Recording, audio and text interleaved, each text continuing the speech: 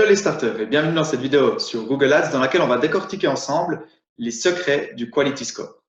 Alors bien entendu, on va voir ce que c'est, mais pour commencer, on verra à quoi ça sert, pourquoi c'est intéressant de s'y attarder. On décortiquera en détail tout ce qu'il compose et comment bosser dessus.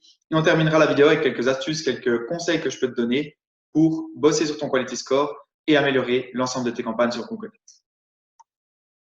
Ce qui est intéressant avec le Quality Score, c'est que ça te permet d'améliorer directement ou indirectement une quantité de choses, notamment la diffusion de tes annonces, le ciblage de tes annonces, le taux de clic, donc le nombre de fois que les gens vont cliquer sur tes annonces par rapport au nombre de fois où elles auraient été en impression, le coût par clic et ton retour sur investissement. Alors comme ça paraît magique, bien entendu, on va voir comment ça fonctionne, mais dis-toi bien que en bossant sur ton Quality Score, tu peux réduire de 30 à 40% le coût de tes campagnes Google Ads.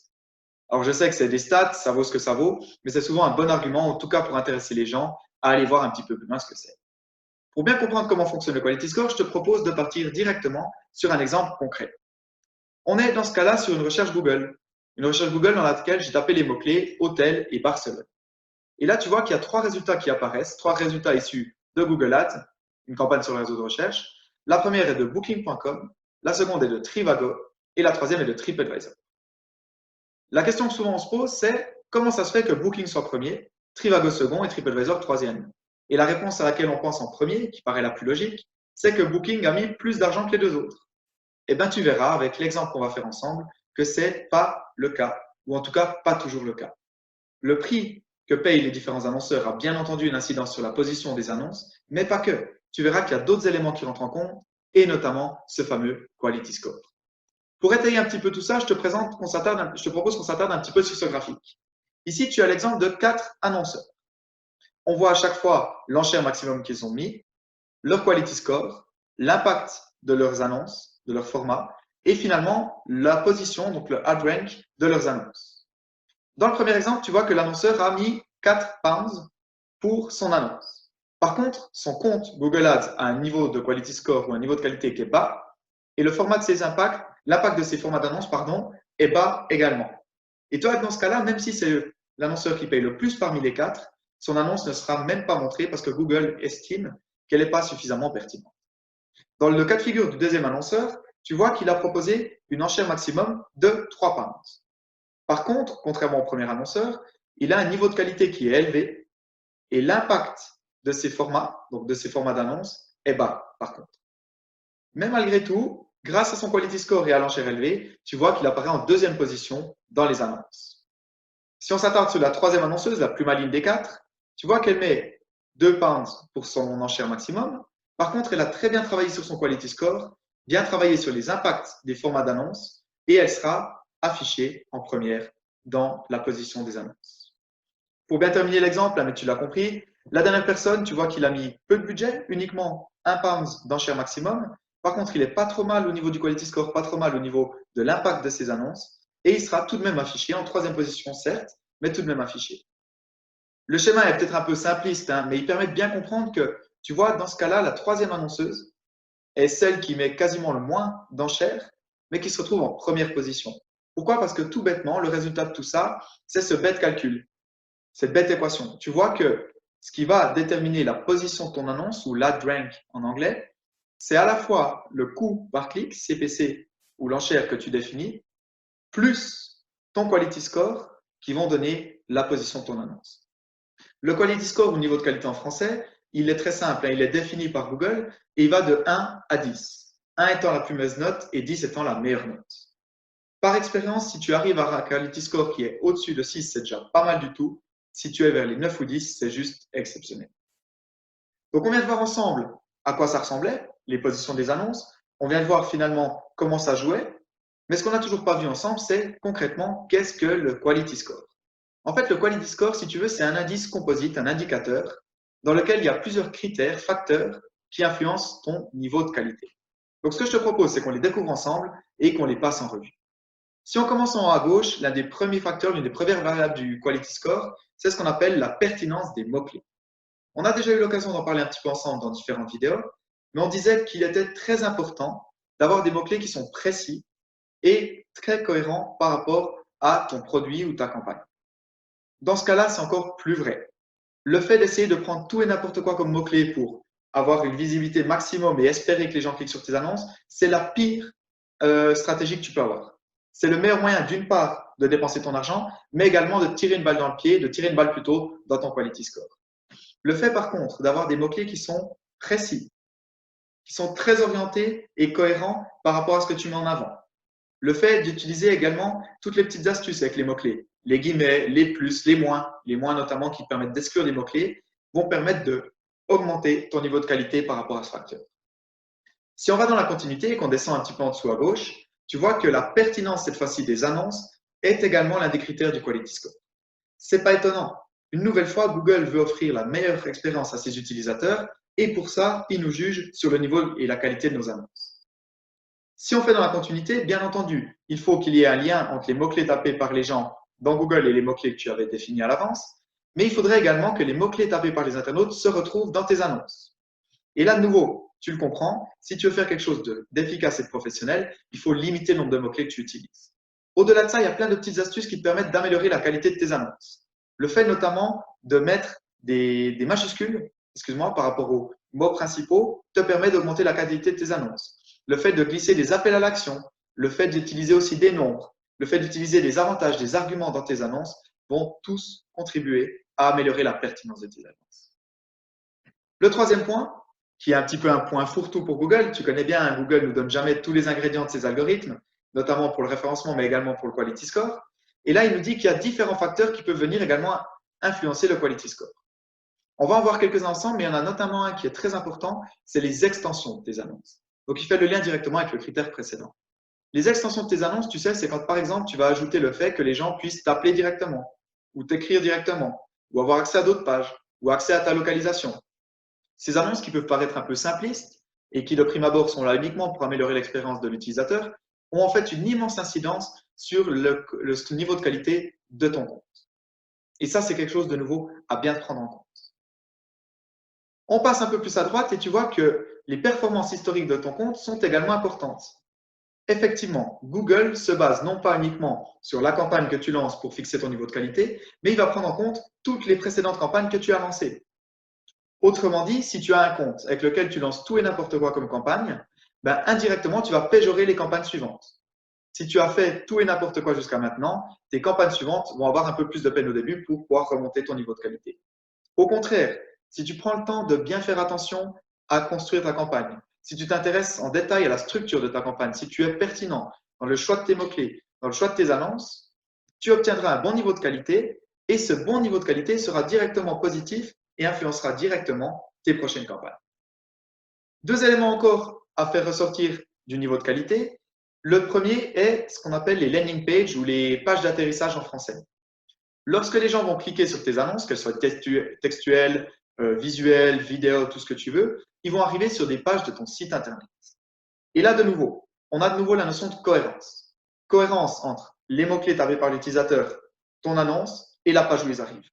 Si tu utilises des mots-clés très précis, comme par exemple formation réseaux sociaux, mais que les gens arrivent sur la page d'accueil de ton site internet, Google va voir que ça ne matche pas, qu'il n'y a pas une grosse cohérence par rapport à ça, il va te péjorer. Dans le sens contraire, tu l'as compris, pour bien réussir tes campagnes et avoir un bon niveau de qualité, il faut avoir des landing pages qui sont dédiées à chacune de tes annonces.